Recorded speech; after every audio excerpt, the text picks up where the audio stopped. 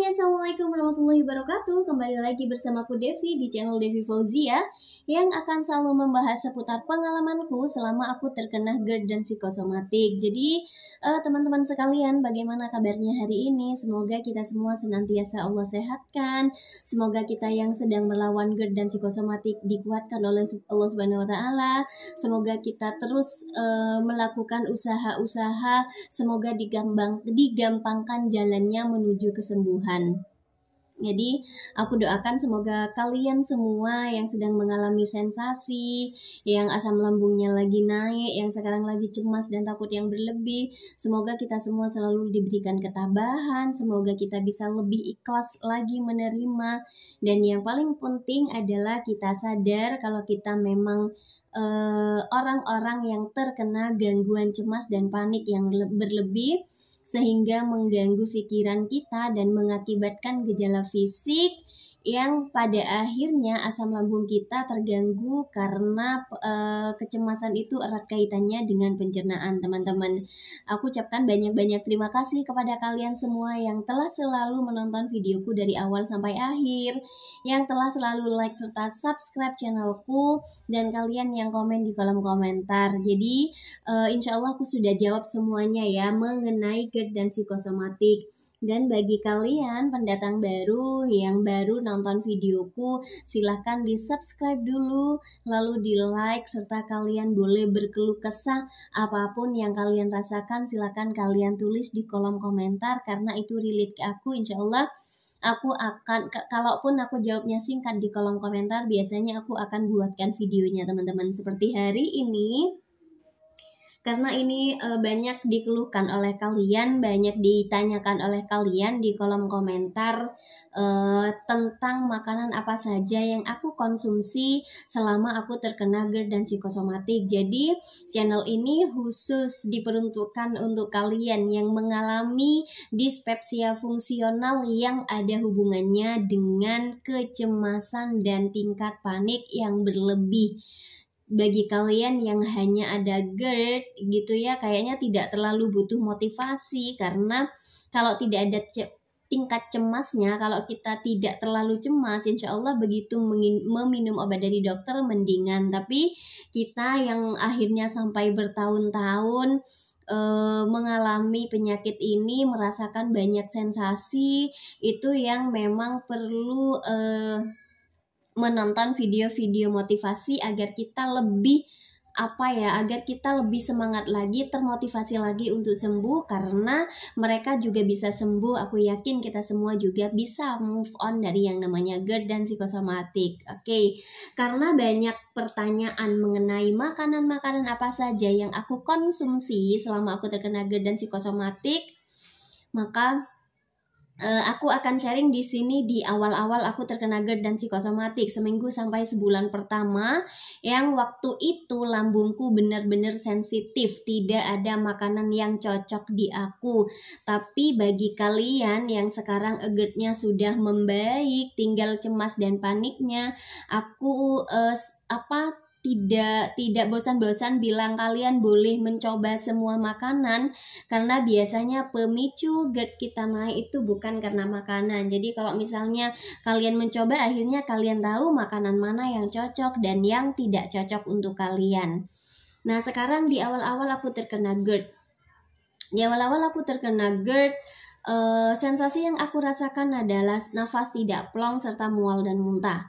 Setelah aku periksa, konsultasi ke beberapa dokter, dan akhirnya menemukan dokter yang cocok di aku, dan aku konsultasi juga, aku sharing juga kepada teman-teman yang mengalami diagnosa yang sama sepertiku, yaitu GERD. Mereka tidak ada psikosomatiknya. Jadi aku melakukan apa yang mereka sampaikan, teman-teman, maka terutama dalam hal makanan ya, karena kalau pencernaan kan yang harus dijaga memang makanan. Dan di awal-awal aku belum tahu nih kalau sebenarnya tingkat cemas dan panikku yang lebih dominan. Jadi Jadi selama 1 bulan aku memang menjaga makananku banget teman-teman, bener-bener menjadi food phobia, mau makan ini takut, mau makan itu takut, karena memang sensasinya begitu horor. Jadi ketika mau makan takut ada sensasi, takut ada gejala gitu. Jadi bener-bener dulu sangat picky eater, milih-milih makanan banget, makanan mana yang menurut aku itu cocok di aku. Nah, bagi kalian yang sekarang lambungnya lagi sensitifnya bisa dipakai metodeku teman-teman. Yang pertama, aku itu dulu sampai mendingan ya, aku bener-bener perbanyak minum air putih. Jadi bangun tidur di pagi hari aku biasanya minum 1 gelas air hangat, bukan air panas ataupun air dingin. Air hangat aku minum biasanya nafasnya jadi lega, terus pencernaan tidak ada begah dan tidak ada mual. Biasanya kalau pagi-pagi sudah minum itu minum air hangat, badan terasa enteng. Yang selanjutnya aku stop makanan yang mengandung gas, buah dan sayur yang mengandung gas, sampai aku takut konsumsi sayur dan buah teman-teman. Di awal-awal aku benar-benar takut konsumsi buah dan sayur, yang akhirnya membuat berat badanku turun sekali sampai 6 kilo, sampai kurus sekali gitu ya teman-teman ya, karena benar-benar takut. Aku makan itu hanya makan nasi, tetapi tidak bubur, karena kalau bubur itu kan makanan yang mudah sekali dicerna. Jadi kalau kalian makan bubur paling tidak 1 jam sampai 2 jam kamu harus makan banyak nih, karena bubur mudah dicerna teman-teman. Itu kenapa kita yang menderita GERD dan psikosomatik itu biasanya keliengan, terus biasanya lemas karena asupan nutrisi yang masuk ke tubuh itu kurang gitu. Jadi awal-awal aku sama seperti kalian, lemas sekali gitu ya, karena asupannya juga kurang. Aku takut mau mencoba-coba makanan waktu itu sampai lambungku itu bisa kembali normal. Nah, nasi tapi ya bukan nasi yang bukan bubur, tapi bukan nasi yang keras, nasi lembek gitu, nasi lemes gitu teman-teman, sama kuah biasanya. Nah, awal aku memang takut makan makanan goreng-gorengan yang berlemak-lemak, aku takut. Tetapi katanya dokterku itu enggak apa-apa Bu, dicoba gitu. Akhirnya aku coba. Nah, ternyata kayak goreng-gorengan tempe, tahu goreng. Jadi lauknya aku bebas teman-teman. Tempe goreng, tahu goreng, telur goreng gitu ya. Aku makan teman-teman. Alhamdulillahnya itu tidak apa-apa. Jadi untuk lauk aku tidak ada pantangan teman-teman. Nah, selanjutnya sayur. Kalau yang GERD-nya lagi sensitif, lambungnya lagi sensitif, silakan dihindari makanan sayur-sayuran yang mengandung gas seperti kubis, brokoli gitu ya teman-teman ya, itu silakan dihindari. Wortel itu rasanya, kalau aku dulu wortel cocok, silakan kalian coba sendiri. Terus buah yang mengandung gas kayak duren, lengkeng gitu ya teman-teman ya. Jadi misalnya kalian untuk membuktikannya sama tape itu, untuk membuktikannya bisa kalian taruh di Tupperware terus taruh di kulkas. Kalau dibuka bunyi ces, itu berarti dia mengandung gas. Kalau yang lagi sensitif silahkan dihindari itu teman-teman. Nah, benar-benar pola makan sehat, bukan sehat sih, kurang nutrisi lebih tepatnya.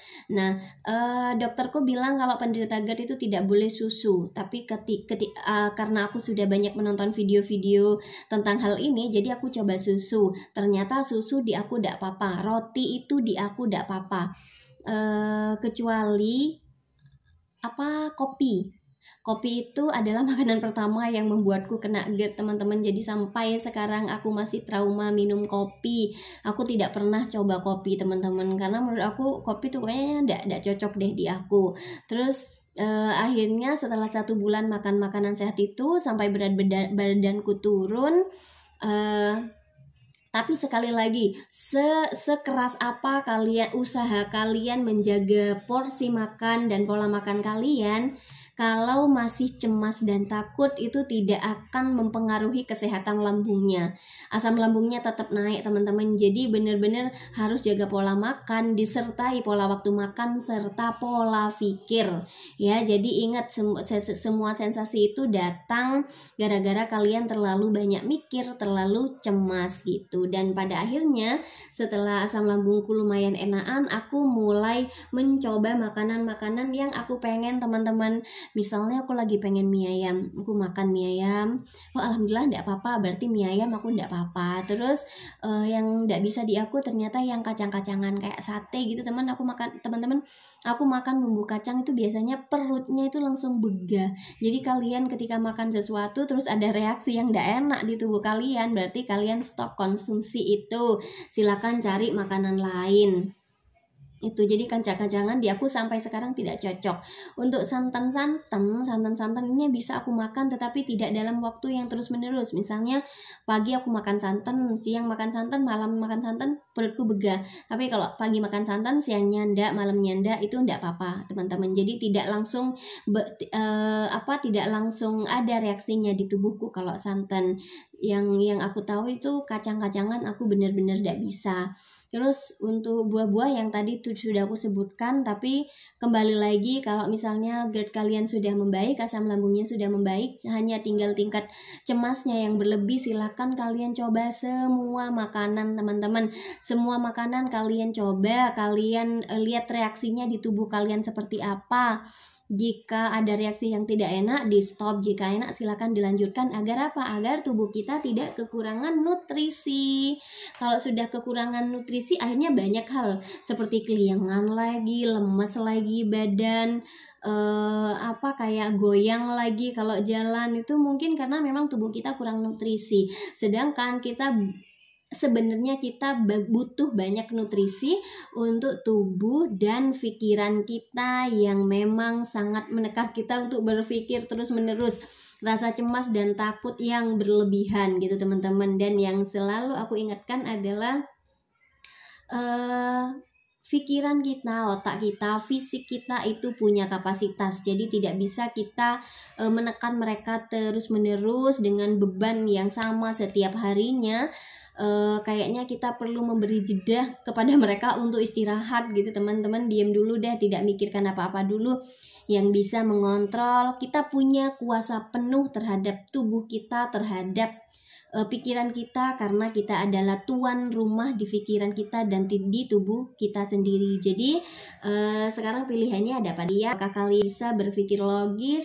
Apakah kalian bisa mengontrol rasa cemas dan rasa panik kalian? Apakah kalian bisa mengontrol pola makan kalian? Jadi kalau misalnya kalian pengen cepat sembuh, jadi memang harus berusaha lagi bagaimana melakukan metode-metode yang di-sharingkan oleh para motivator. Semoga itu cocok di kalian gitu teman-teman. Jadi itu tentang makanan-makanan yang aku makan selama proses penyembuhan dan di awal-awal aku terkena GERD dan psikosomatik. Semoga bisa membantu kalian. Sekali lagi, kita dispepsia fungsional, jangan terlalu banyak pantang makanan karena pemicunya biasanya bukan gara-gara makanan teman-teman. Jadi silakan dicoba-coba sendiri gitu ya. Jadi sekian videoku hari ini, semoga bermanfaat untuk kalian semua. Mohon dukungan like dan subscribe-nya. Wassalamualaikum warahmatullahi wabarakatuh.